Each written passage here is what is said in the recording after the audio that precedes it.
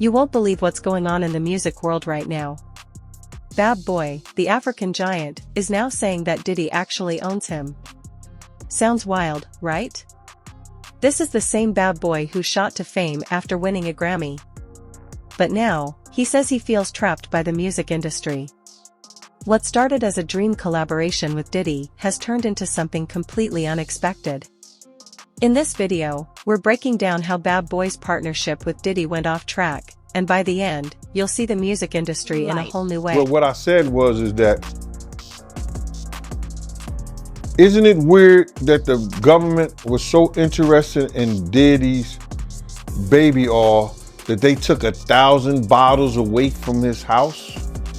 If the government took 1,000 bottles of baby oil and somebody had things what appeared to be baby oil, and then you have to listen to the prosecutor. He said that they seized 1,000 bottles what allegedly to be baby oil.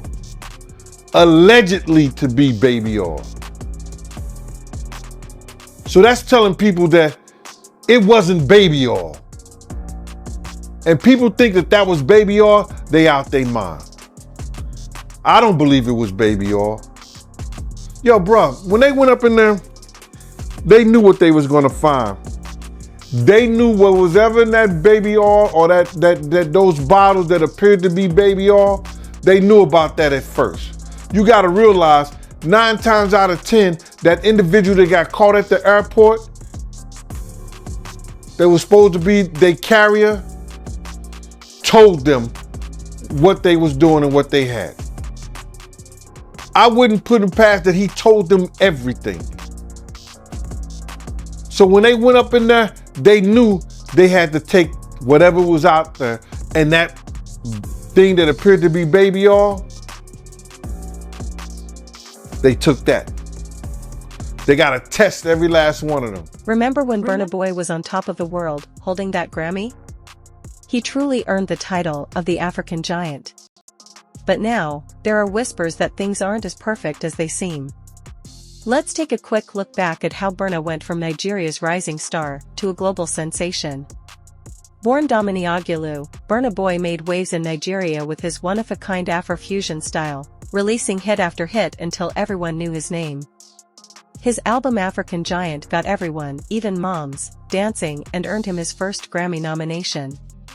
But that was just the start. In 2021, he won the Grammy for Twice as Tall and seemed to be living the dream, appearing on magazine covers, selling out shows, and hanging out with the biggest. Let's see how much, let's see how many of those come back to be baby oil.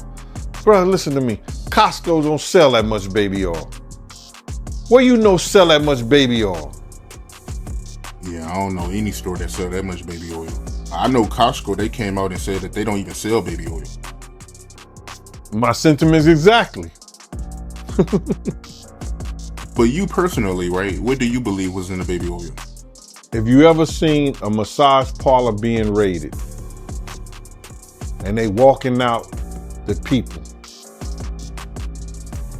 do they take the massage oil with them when they go? No, they just walk out the people who are being arrested. If you ever seen a person getting arrested and the people being arrested in those brothel houses, do they take out the stuff in the brothel houses? No, they don't. They take the individuals who are being arrested out the brothel houses. For them to take 1,000 bottles of baby oil, it's like that they did not leave one. They left people there, but they ain't leave not one bottle. Nobody needed no baby oil. So my whole thing about it is that there was something in that other than baby oil. That's why they took all the bottles. And 9 times out of 10, if I would give it a wild guess, it was, and like some of the people told me, it was probably that GHB. What's that? I think it's gamma hydrox. I looked it up, bro. Let me see. See if I can find it. I know this is just showing everything like that, but oh no. Let me. Yo, somebody tap dance or sing or do something, you know what I'm saying, while I'm doing this. Oh, here it go right here. It's gamma hydroxy butyric. What is its effect on the body? It's a euphoria, drowsiness, decreased anxiety, and memory impairment. It works on the nervous system and gives you this feeling of euphoria. So they take that and rubbed it on her, and you forget who you are, what you're doing. It can also give you memory loss, drowsiness,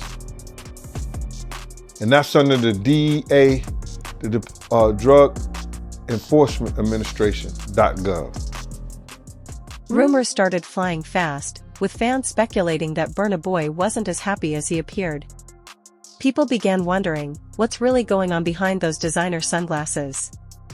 Why would a superstar at the peak of his career suddenly feel down? Then, Burna started posting cryptic messages on social media. One moment he was celebrating, the next, he seemed sad and uneasy. It was like trying to figure out a puzzle with missing pieces. Then came Diddy. At first, the idea of Burna teaming up with the music mogul seemed perfect. Diddy's industry clout and marketing skills, paired with Burna's rising Afrobeats fame, what could go wrong? But here's the question, why would Burna, who was already making waves on his own, need Diddy's help? It's like hiring a coach when you're already winning gold medals. That's when things started to unravel. Burna wasn't just feeling down, he felt trapped. In interviews, he hinted at creative differences and a sense of losing control over his own music. It was like watching. You not even gaming because you won't claim it. No, you want to sit around and pretend to like bitch. That's what y'all do. And then you get these hard Jocelyn. So I'm just like curious. these are the you like half man. No disrespect, but Jocelyn rough. Them shoulders is. And the way she like running up on, I already know she done strapped up on you. Ooh. So, Jack, let me ask you. There's some of the shocking things. I hear that mean with a harness. Oh. Okay, not a harness. Yeah. So I gotta ask you this. I'm sure somebody's already asked you this, but have you ever been to a P. Diddy party? Yeah, several, many, honestly. And so, can you take us through like what goes on, like when you were there? What did I say when y'all asked me about why was the TD Jakes at the Diddy party? Yeah. What'd I say? Money and sex. That's correct. Were you surprised that there were so many cameras in his houses? No. That he was recording these? Of course. He is the J. Edgar Hoover of hip hop. Okay. Y'all done seen him put on the pyramid with a skirt? So let me ask you, when you hear that Cassie was told to hire male escorts to come in what they call freak-offs now. Yeah. Is that something normal that happens in Hollywood? Yeah. Freak-offs. Yeah. Okay. Everybody know that. I've been saying it. Yeah. Yeah. How many times I got these is wild. So do you feel like people, when they hear pink cocaine, Young Miami has to bring across? Wait, the Tusi. Yeah, the Tusi. That's what they call. I found out. I talked to my drug guy because I wanted to be informed. Because people was calling it Tusi, that's calling it the Tunchi. I didn't know which one it was, so I talked to my drug guy, and my drug guy filled me in, and then it made perfect sense. Tusi. Talk to him. Drugs with Jaguar. Let's talk. Drugs education. 101. So Tusi is the cocaine, but they take the ketamine and cook it up, and they fold it into the coke. Now, if you don't know what ketamine is what they call on the street Special K. It's a veterinary drug. It's a horse tranquilizer. Now, gay men have been using this for years. See, back in the day, if you went to a gay party or a gay rave, there were certain drugs that you would always find on hand. Viagra, ecstasy, Special K, and cocaine. Now, see, the cocaine keep you up all night, but unfortunately, it gives you limp noodle because of what the blood flow is. So you wants to fuck with a half-hard dick all night. So that's why you have the Viagra, to make sure that the dick involuntarily stays hard while you're numbing your fucking self with the coke. Now, see, the ketamine, that's a horse tranquilizer. So that relaxes all your muscles. You could get fucked by 80 fucking ton gorillas. You wouldn't feel a thing. So now, your dick is gonna stay hard. You numbed up and you high. You got the ketamine in you so you don't feel shit. And then you add the ecstasy to put in the feeling that you've now blocked out. And now you got a party. Freak off cocktail. Yeah. You might be wondering, how bad could this deal really be? Well, it's not just bad, it's downright shocking. Rumor has it that Burna Boy's contract with Diddy is so complicated that it makes those old-school record deals look like a walk in the park. Let's break down what we know about this arrangement. On paper, it looks like a dream team: Burna Boy, the African giant, partnering with Diddy, the hip-hop mogul. It seems like it should be all about success, champagne toasts, and chart-topping hits, right? But here's the twist: there's more to this story than it seems. At first glance, the contract probably seemed like a good deal. Diddy's label would handle all the heavy lifting, distribution, marketing, and the behind-the-scenes work, leaving Burna to focus on his music. Sounds great, right? But here's where the problems start. The fine print is giving off serious, sell your soul vibes. These contracts... A lot of people want to hear these stories and everything like that because this is stuff that happened back in the day. And then maybe that if they knew there was going to ever be a YouTube or they knew there was going to ever be social media, a lot of the stuff probably wouldn't have got played out like it did. But things happen and these are just stories from the past. I would like to use that as... what you call that, just to clear the facts up what's going on. But it all started, we was in Atlanta. And this story starts when I'm with Puff and he's in exotic bookstores and he's doing shopping, right? He's shopping, getting his stuff and everything like that. So, you know, this is the first time I was ever in an exotic bookstore with Puff. So, you know, I'm giving him his space. He's taking things off the shelves and stuff like that because they gave him a brown paper bag. When they gave him a brown paper bag, he was just putting stuff in there. So I said, damn, you know, he got to go put it on the counter and, you know, show everybody what he's getting. So as he's going, I'm just looking at the places where he's picking stuff from. So there's one part he picked up some things from up here on my left side. And then he picked like quite a few of them down. I was like, okay. He put them in the bag. So when I went by there and I looked up there and it said butt plug. And I was like, hey, yo. I was messing with him. Because people don't understand, you know, we was like friends. He was a part of the same gang. So I'm still gonna tease him. I'm still gonna mess with him and everything like that. I could do that.